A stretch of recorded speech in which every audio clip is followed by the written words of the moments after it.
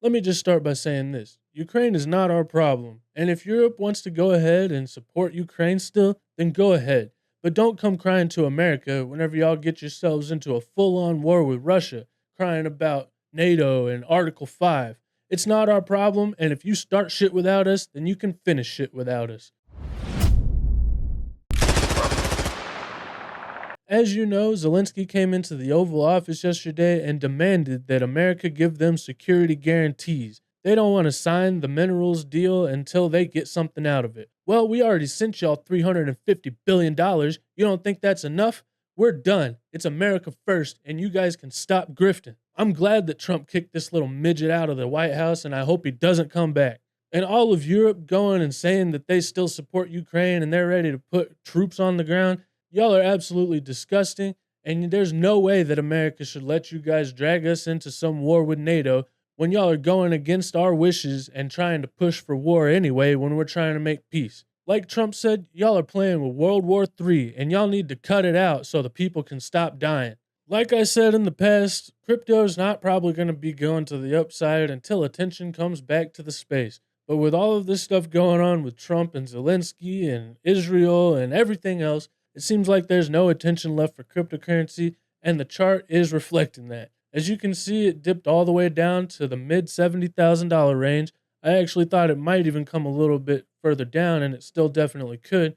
It hit about $78,000 the other day, and now it has had a bounce, with it closing above the 200-day moving average, indicating that the bull market could still be intact. But if you go over here and you look at the CME gap, you can see that I don't really think we exactly filled it. Maybe I can zoom in a little bit so you see here. But we came back down to about $78,000 on the CME chart, and the gap comes down all the way to about 77. So we could see a rejection here and come back down, bouncing off of the 200-day moving average here on the CME chart, and that would fill the gap and be a really great buying opportunity in my opinion, especially if it puts in a bullish divergence here on the RSI.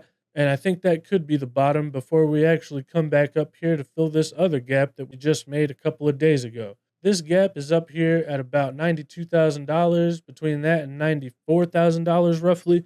And so we could see a bounce back up to that area. But if we don't get going back above the all-time high, then unfortunately we're going to be putting in a lower high to match this lower low. That means that this downtrend might actually continue, and maybe we're going to trade sideways here within a range for a little while between like $94,000 and maybe like $78,000 or so.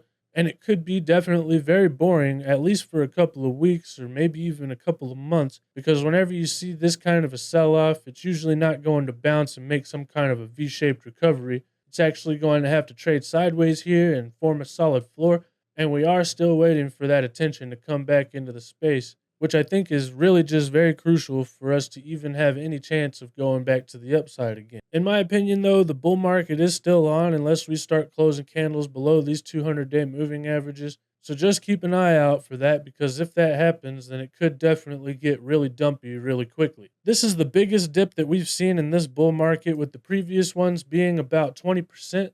Unless you count this one right here from all the way back in April of 2024, leading all the way until September of 2024. But as you can see, that one took a whole lot of time to actually play itself out before it continued back to the upside. And unfortunately, I think that's kind of the situation that we might find ourselves in here for the next couple of months. The fear and greed index has bounced from 10 all the way up to 20.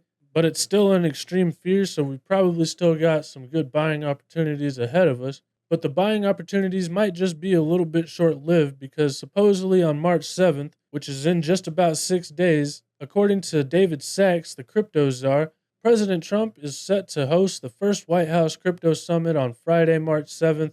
Attendees will include prominent founders, CEOs, and investors from the crypto industry. Look forward to seeing everyone there, he says. The official White House release says the White House announced today that Trump is going to host and deliver remarks at the first ever White House Crypto Summit on Friday, March 7th. And the summit is going to be chaired by the White House AI and Crypto Czar, David Sacks, and administered by the working group's executive director, Bo Hines. Hopefully they're going to put out some kind of a framework for an actual plan to implement positive crypto regulation and make America the crypto capital of the world as Trump has promised. And if some really big news comes out of this, then we might actually see that rebound start to take effect, and maybe this bull market can actually continue sooner than I'm expecting. But if that turns out to be a nothing burger, then like I said, I kind of expect us to continue sideways for a little while. And the more solid the floor we can actually form, the lower chance it is that we're going to actually dip down below that on any kind of future corrections. So, in my opinion, this is still a really healthy sell off. And as long as we don't start closing candles below this 200-day moving average, then I think we're still good. But for now, unfortunately, crypto is just taking a back seat to everything else that's going on. And as I keep saying, crypto is an attention game, and right now the attention is just not on crypto. It would have been nice if Zelensky and Trump could have actually signed some kind of a peace agreement or something so that maybe people would stop paying attention to all that garbage and then start paying attention to crypto again. But that sure as hell didn't happen. And between that and the Epstein files, it looks like there's just no attention left for the crypto space. And that's probably going to continue until something changes or some kind of really big news comes out of crypto that can actually get people talking again. I know this was a short video, but like I said, there's just not really any news going on in crypto. That crypto summit is probably going to be really big news, but it's just a rumor at this point, and no one really knows what kind of announcements, if there are even going to be any announcements, might actually come out of the summit and what kind of effect it's going to have on crypto. But let me know what you guys think in the comments. What is the catalyst that's actually going to bring attention back to the space and get us broken out of this dumpy or sideways or consolidating action?